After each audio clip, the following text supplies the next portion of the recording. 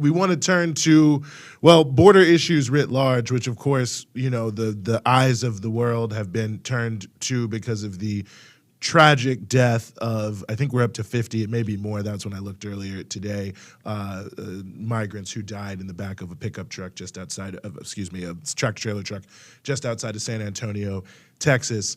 We're very honored to be joined as we continue the show by the independent journalist Todd Miller.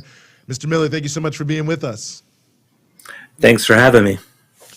One of the things that in the sort of coverage of this I've been noticing, I think is important. I mean, obviously you have the Governor Abbotts of the world, blaming Joe Biden, saying it's the quote unquote open border. You also got the Biden administration and other Democrats saying it just sort of is a tragedy that, just sort of unfortunate that these kind of things can happen. So, I mean, what if you could tell us, what is the sort of border policy that is responsible for this happening? Because I know it can't just be a random tragedy, and why would you have to sneak in a tractor trailer truck if the borders were open? Yeah, that I would say that the border policy literally manufactures these sorts of tragedies.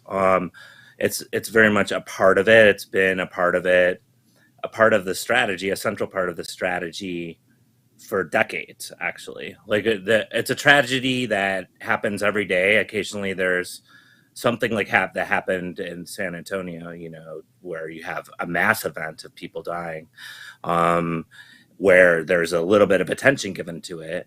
But this sort of people dying, crossing the border, it's a daily event. Like right now, where I am in Arizona, there's probably hundreds of, if not thousands of people walking through the desert at this very moment. And some of the people do not survive. And the whole policy is predicated, well, it's called prevention through deterrence. And this policy was originated with the Bill Clinton administration in 1994.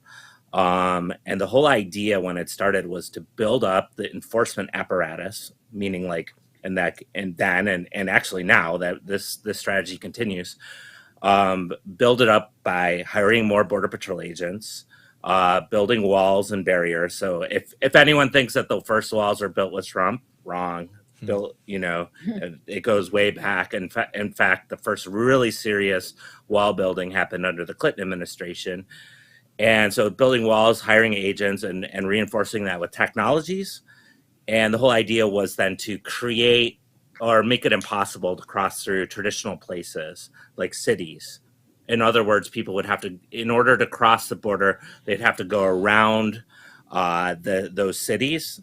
So there's different operations: Operation Gatekeeper, Operation Safeguard, Operation Hold the Line on every single border city, sealing off the cities and then forcing people to go into like the Arizona desert, for example, in clandestine fashion. So you're trying to avoid this apparatus. You go into the desert, and the deterrence part of it is that people cannot possibly carry enough water. They cannot possibly carry enough food to make it through the desert to get to where they want to go. So walking through the desert is one thing. Going over to the Rio Grande is another thing. Going into tractor trailer in the backs of trucks, hidden in vehicles, other vehicles, or tractor trailers where lots of people can hide is another way of moving around the surveillance apparatus. So that's why I say it's manufactured. The policy itself creates the tragedy. Todd, this happened around the same time when I think something like 40 people died on the border between Morocco and Spain, which I know is a border that you have visited for your own reporting on this stuff. And it's just amazing how this infrastructure has been replicated around the world. And so in the Mediterranean, you have people like drowning at sea, which is the deterrence, right? Like they're not going to be able to make it on like a makeshift boat. Oh. Am I muted? No, I'm muted. Or I was. Okay. That wasn't to me. Sorry, I got a message full saying transparency for our audience. I really just wanted to pour more coffee into my cup, and it was going to be loud, and I didn't want to over your. No, Todd, we've been having. I'm just going to do it now. So shout out to the chat. This has been the audio episode, let me just say. Um, anyways, as I was saying, is you also had something similar happen within. I think it was almost like the same day or within a couple of days that these two stories were reported, where also something like 40 people died on the border between Morocco and Spain because of this kind of security infrastructure. So I just wanted to raise that just to say how global it is, which is something you've written books on. But can you maybe tell us, like, under the Trump administration, there obviously people were very upset about his racist rhetoric towards immigrants. There was a lot more attention about our border apparatus, about what was happening at the border, people dying at the border, babies in cages, people in cages. Has any of that changed under the Biden administration? What, if anything, has been done to address these issues now that nobody's really paying attention to them anymore? Well, that's the one thing that's changed. Nobody's paying attention anymore, right? The same things are happening, right? Kids in cages, which was pretty, a kind of buzz phrase during the Trump years. Well, there's still kids in cages, right? But just nobody there that there's nobody that talks about it. When Biden came into office in gosh, now I can't even remember what year we are. 2020, was it 2021? Has he been Yes. there? He's been Believe there it or that not. long. Yeah. Oh my gosh. Well, he came in with all these promises, right? As part of his campaign, he was gonna, stop all the Trump policies, and I looked at that kind of skeptically just to begin with, right? Because, well, he made some executive orders. He's going to stop different policies like remain in Mexico, which is a Trump policy that makes people wait for their asylum cases in Mexico.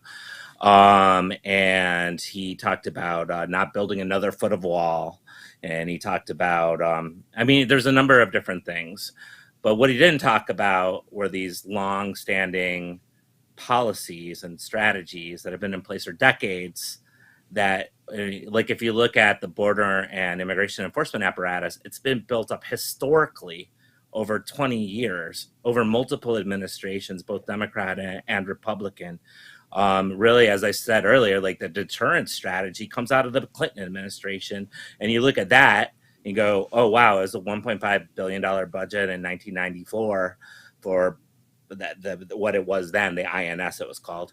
And now, like in 2023, the budget request of the Biden administration is $26 billion, and that's Customs and Border Protection and Immigration and Customs Enforcement. $26 billion.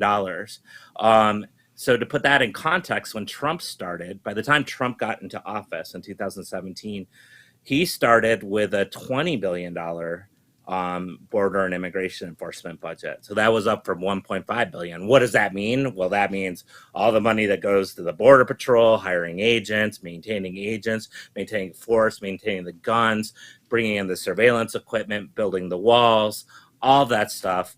Trump had $20 billion that was built up before him when he got into office. And then Biden in 2023, and this is a story that is not being told, is $26 billion. That's $6 billion more than Trump ever had. So Biden can do, the Biden administration can do $6 billion more, you could say, than Trump. And you see it on the border.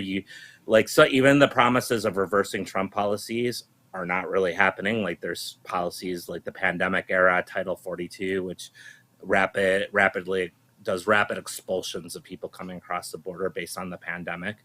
It was supposed to be reversed. Biden said he was going to reverse it. Well, it was overturned, and doesn't seem there's like much fight, so it continues on. Remain in Mexico, that policy I mentioned before, it's actually expanding to include Haiti, right? And so you have what I see is almost a more sinister situation where you have a rhetoric that's really tamed down, that's way more humanitarian sounding, that sounds gracious, that sounds like it cares about people crossing the border, but in reality is implementing the same exact strategy, policies, and the same brutalizing people in the same exact way.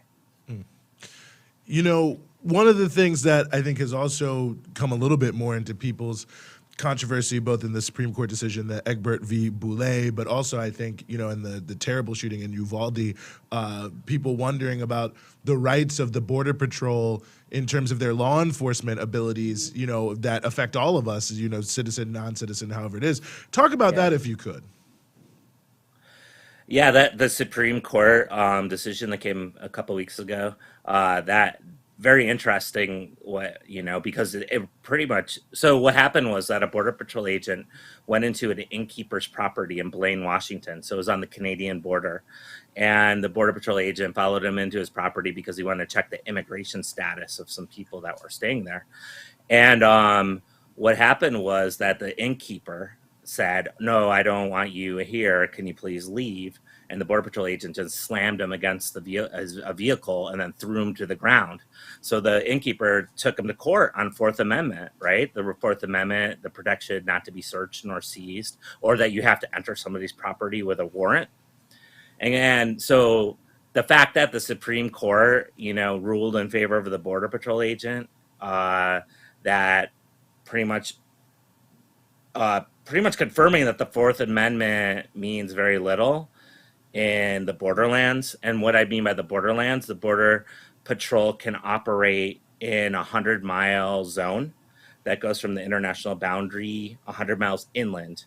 And that's along the 2,000-mile U.S. Mexico border, the 4,500-mile U.S. Canada border, and along the coast. So say a couple years ago when there was protests in Portland, the Black Lives Matter protests, and all of a sudden this special forces unit of the U.S. Border Patrol shows up named BORTAC and shows up in unmarked vehicles and starts snatching protesters off the streets into the vehicles. They're allowed to work in that jurisdiction because it's within Portland, technically is in the border zone. So this border zone, like you say, Eugene, it affects us all, right? 200 million people, when you look at the contours of the U.S. and this border zone, live in this border zone. That's 2/3 of the U.S. population. And granted, it is more concentrated on the southern border. We know that. But the fact that it can expand and move and it's very expansive, and it keeps, as I said, with increasing budgets, the way that its tentacles can go all different directions inland, and as Rania was mentioning, outward as well, right, into other countries, into other borders, and it becomes this huge, right, like, what is this monster, right, that's here? And then on top of that, you have layers of other things like private industry and industrial complex and all these different things you can talk about. But this thing's growing and growing, and people should be concerned. I see why you named your book Border Patrol Nation. That's for sure.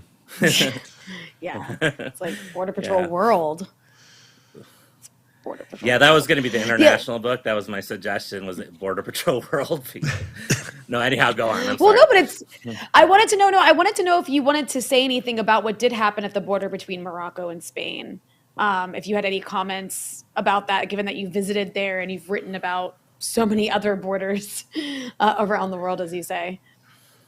Yeah.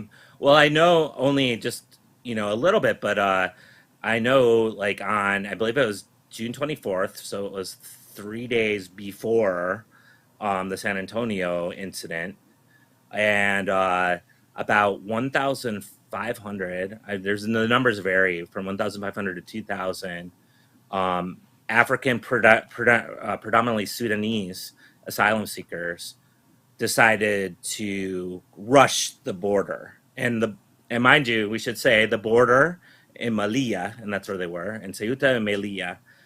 It's on the Moroccan coast, right on the Mediterranean, but it's their Spanish enclaves, right? So you go to either of these places and you see a border apparatus, much like you see at the U.S. Mexico border. There's huge walls. In fact, I've been to Ceuta. You go there and it's almost like a fortress around it. And there's guard towers, kind of like you see in Palestine, Israel, Palestine, like, the kind of pillbox guard towers, and that's on that's what you see around. I don't know if Melilla, I'm assuming it's similar. So what a tactic that people have used is to then run into the through the kind of apparatus, the fortress that's set up, and that's what happened on the 24th. and a lot of times there's a lot of injuries, and I guess there's inquiry to figure out what happened. Right now, officially, 23 people have been. That's the official number. I'm guessing because there are reports that have numbers much higher, that there are many more people who were killed. And I don't know if people caught it, but there's video footage of people just being piled up, living and dead, in just like this area where you just see bodies being piled there, which is one of the most intense, brutal border scenes that I think I've ever witnessed. And I've been looking at this for a long time. And at the same time, that sort of brutality, that pounding brutality of what the border is, it shows that, right? And so that sort of strategy, like, and in the case of Ceuta and Melilla, they're Spain officially. So Spanish Guard is there, I think they're called the Guardia Nacional in Spain. They're there and they're doing the border guard. And then Morocco also gets a ton of funding from the European Union. And so the European Union has been doing this externalization. That's one of their main strategies. So they're pushing out their borders. So you can go to any country like Egypt, Algeria, Tunisia. They're getting Turkey, ton of money from the EU. And on top of that, these countries are also, which is less known, getting money from the United States. The United States is in there as well. They're in Morocco. They get, like in Libya, which has become a really border hotspot. The United States has done all kinds of border trainings. They've done land border trainings on Libya's southern border.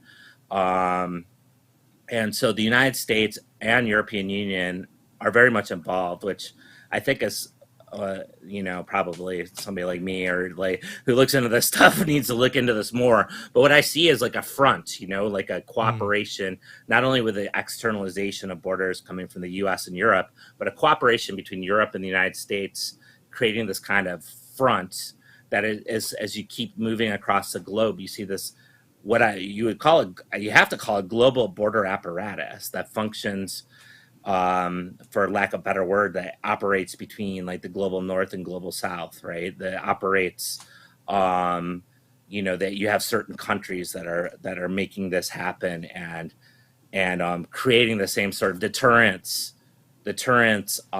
centered strategy that forces that you look at the Melilla tragedy. Some people call it a massacre. And what happened in San Antonio, which also should be considered an aggressive move by the border itself, right? And you see they're very similar. They connect in that way because this sort of border and its kind of underlying strategies is expanding everywhere. Mm-hmm. Well, Todd Miller, journalist and author of Border Patrol Nation, thank you so much for giving us some of your time here on the Freedom Side. Yeah, thank you. It was my pleasure and honor.